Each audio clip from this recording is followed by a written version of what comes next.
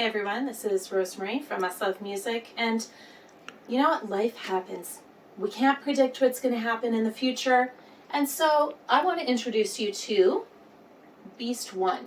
Now, Beast One I've had for a few years, and this is where all the videos and all the lovely stuff that you see from me, that's where it gets processed.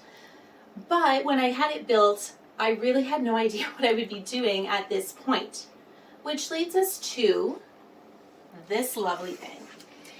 So in terms of unboxing this, if you're not an unboxing person, just stay to the end. I promise it'll be worth it. I'm going to be sharing, one, why I made the tech decisions I did on this computer, and two, how as either a teacher with a studio or a piano student, you can make purchases so that you're really efficient with the money and you're getting a really good device. So let's kind of open this up and take a look. I've been really excited about this.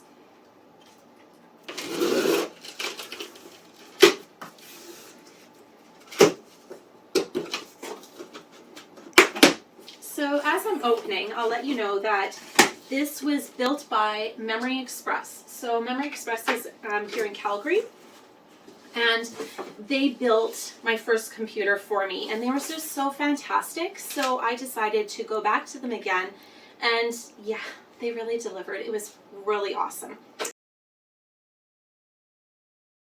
All right, so it's magic, it's out of the box. No, actually, what we did is we turned off the video because my husband helped me lift it.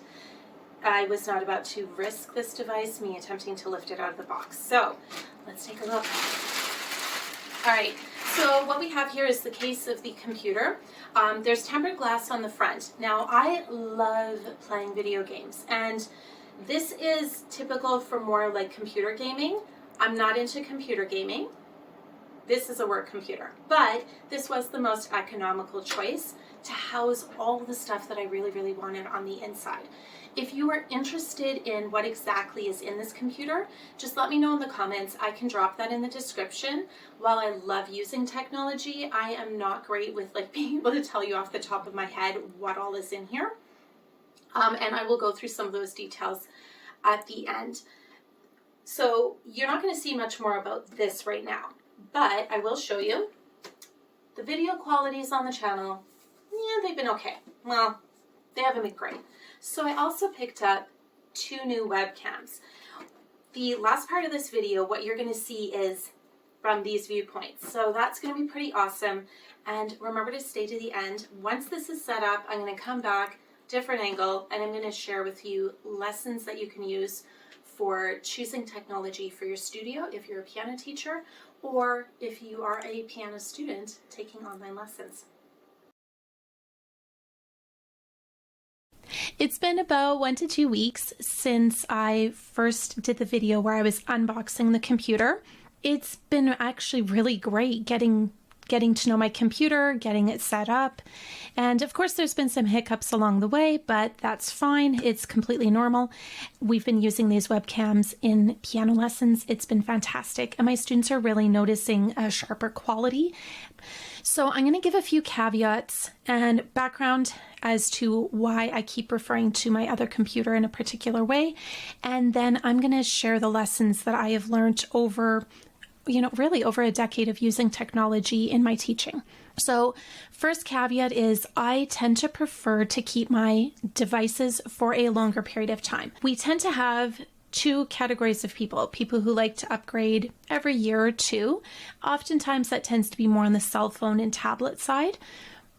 You know what, honestly, it takes time and energy to get things set up. There's always, especially on a computer, things that do not transfer properly or that it just takes time to get everything set up. And I would much rather prefer to spend that time elsewhere in my business. Because of this, I have to be much more forward thinking than if I was like, I'm going to have the device for a year or 2, maybe 3 years. I had referred to my previous computer as the Beast, and this actually came from my husband. So at the time, my computer was a beast in that it could handle a lot more than what I needed at the time. In fact, you know what? In the comments, what do you think I should name this new computer? Beast 2?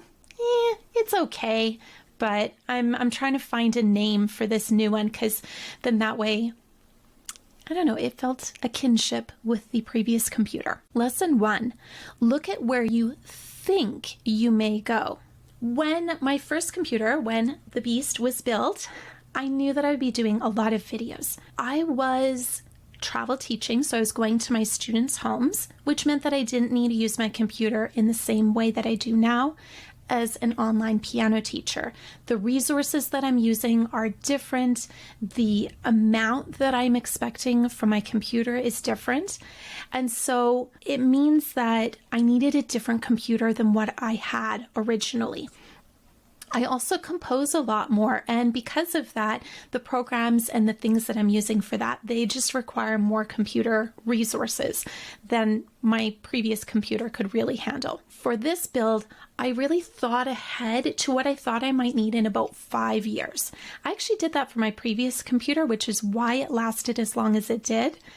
You can't predict the future, but you can have a pretty good guesstimate, and this is going to help you narrow down what you need in a device. So if you teach piano, then think about, am I wanting to do more online teaching? Well, that's going to influence the amount of space, the amount of resources that you need in the computer, versus if you're just using your computer to do newsletters and things like that, you might not need as much.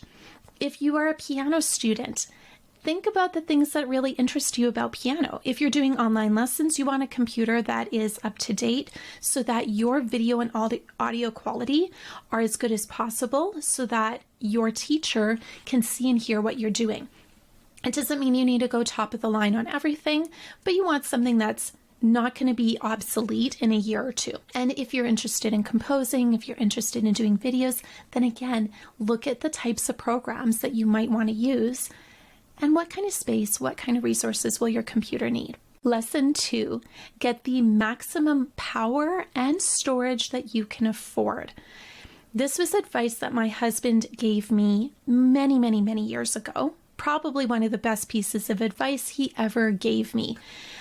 I have never, ever regretted buying more than I needed tech-wise, whether that was my phone, whether it was a tablet, whether it was a laptop, whether it was my computer. I have never, ever regretted it. I have seen, though, when somebody buys something that's kind of what they need right in that moment, and it's just enough, they tend to regret that in like 2, 3, 6 months. I'm not kidding, not even a year. And it really helps you get a buffer in terms of what life brings. Just remember, programs or apps, they never get smaller, right? We've seen this. They never get smaller. You may start to love something and start asking more of your devices. This is what happened with me, right? I moved to online teaching. That meant my computer needed to do more than what it had been expected to before, because I started composing more and I upped the level of programs that I was using for that. It meant that, again, my computer, what I asked for it originally and what I was asking for it 2 weeks ago were two very, very different things. Lesson 3, decide on your learning curve. You're the only one who can decide what learning curve you are up for. So I'll give you a few examples. I've been using technology in my studio long before I became an online piano teacher. I used to, as I was a travel teacher, I had 2 iPads that I could use, one that I could give to a student and one that I kept for myself. What I chose to do when I was looking at building a computer, your options, they tend to be like Apple, Windows, etc. And so I had to choose something that I thought would be the best. I did a bit of research. It wouldn't have been worth switching. So I chose an operating system that I was familiar with.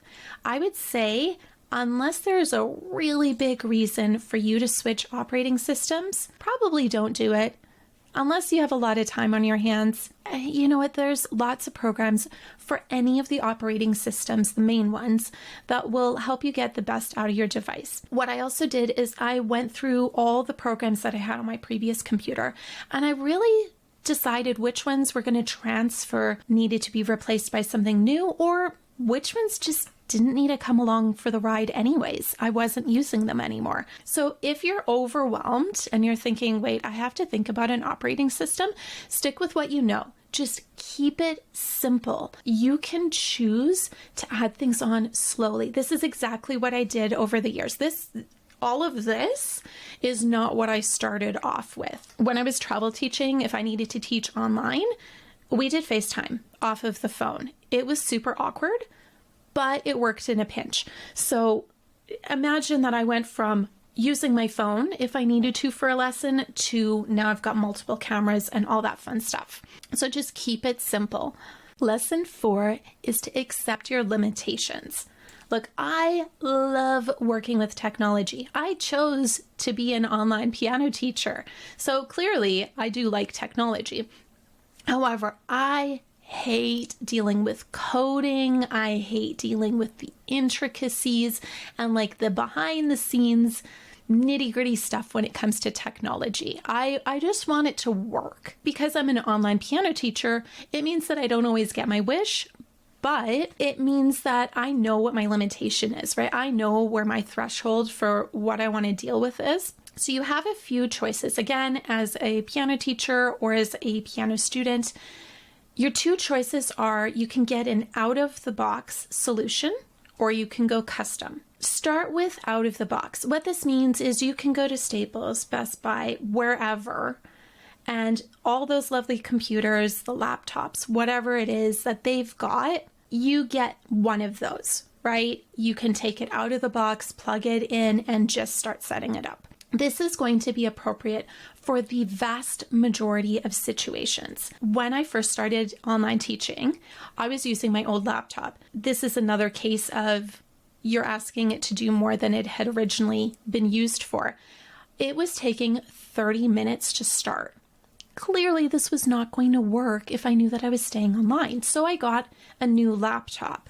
This was an out-of-the-box laptop. It wasn't a custom build or anything like that. It worked great for a really long time. And if I needed to, I could grab the laptop and I could make it work. When I needed to, then I went custom. I went for a custom build. And that's when you look at all the out-of-the-box solutions that are out there and you're like, they're not going to meet my needs. So for example, this particular computer has 6 terabytes of storage for the drives with the capability that I can add even more if I need to down the road. Video takes up a lot of space, storage space. So I knew that was going to take quite a bit, but I knew I was going to have audio files, I was going to have sound libraries and all sorts of stuff. And so 6 terabytes gave me some wiggle room that I knew as I went down. Now, the person that I worked with was fantastic. We spent a lot of time talking about future-proofing my new computer. Now, I'm going to say there is no such thing as future-proofing anything. But what we were really focused on when we said that was going beyond what I needed now so that the computer lasts a longer time, right? We're looking at that 5 years down the road. Am I composing even more? Am I doing more videos? What exactly am I doing in my business? And we'll see what happens in 5 years. But based on the trajectory I'm on right now, I've got the space, I've got the power, I've got everything I need in this device that for the next 5 years, I should be fine. I'll still need to update drivers, I'll still need to update things as I go along, but the main part of it is kind of taken care of, and that's a real great thing. So if you go custom, work with a company that you feel like you can trust and that you feel listens to you. That's what I did. It's why I ended up going back. Out of the box solution, that's going to be the best option. Vast majority of the time, only go custom once those out of the box solutions are no longer meeting your needs. So here are 4 tech lessons that I've learned that will help you as you're choosing new devices, whether you are a piano teacher or a piano student. 1, try to future-proof by looking ahead at what needs you think you'll have. Number 2, get the maximum power and storage that you can afford. 3, decide on your learning curve. This is both for the operating device and the programs that you're going to add to your computer or your device. And 4, accept your limitations. Understand that you don't have to make everything complicated, right? You can choose out of the box or you can choose custom. Again, out of the box, probably the best option. I hope that you enjoyed this unboxing video and a peek into how I choose tech for my studio. So let me know, which of those 4 tech lessons learned do you think will help you the most? And let me know, is this from the piano teacher side of things or piano student side of things? Now, I know that this video is a little different from other ones on the channel. If you are a piano teacher, I release new piano music monthly, as well as piano teaching tips. If you are wanting to learn piano, I release several mini lessons, again, each month to help you on that journey. Be sure to hit subscribe so that you can get notified about the videos that are going to help you the most. And thank you so much for watching.